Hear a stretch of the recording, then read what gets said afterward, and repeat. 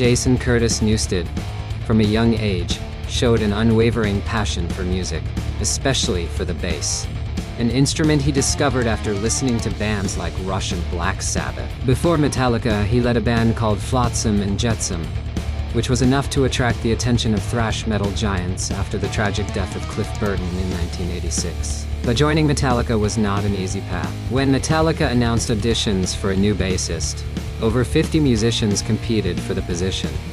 According to legends, Newsted impressed the band not only with his skill, but also with his deep knowledge of the band's catalog. He knew how to play their songs note for note, something that didn't go unnoticed. Lars Ulrich and James Hetfield, still mourning Cliff, recognized that Jason had the technique and attitude to fit in, and soon after, he officially joined the band, debuting live on November 8, 1986, at the Country Club in Residia, a club located in E2, the Los Angeles area.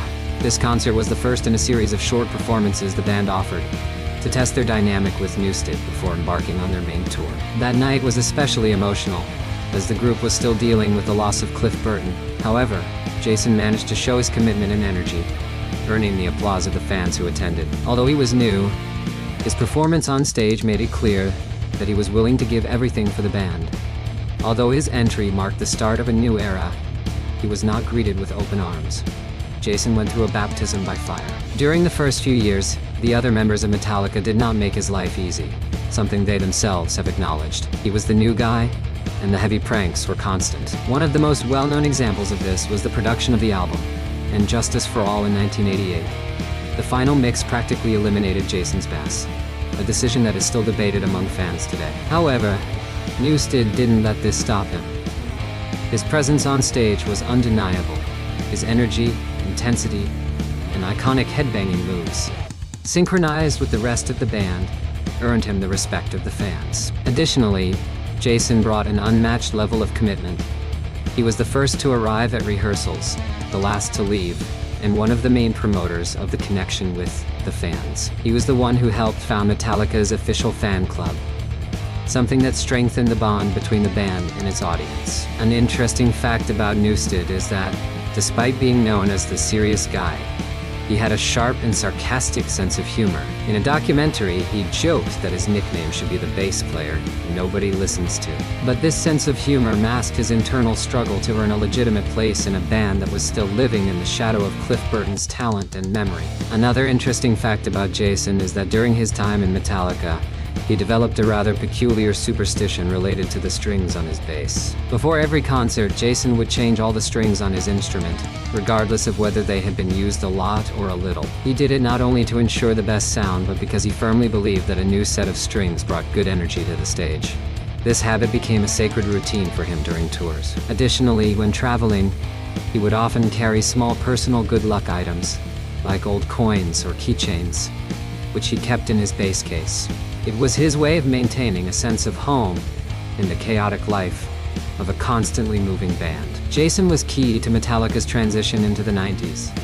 With the release of the Black Album in 1991, the band reached unprecedented levels of popularity, and Jason became an essential part of that machine. He not only contributed his technique, but also brought ideas. His song, My Friend of Misery, for example, was initially going to be an instrumental but ended up as one of the most iconic tracks on the album. Jason's contribution to the band's evolving sound was undeniable, and his creative input played a significant role in shaping the direction of Metallica during this period.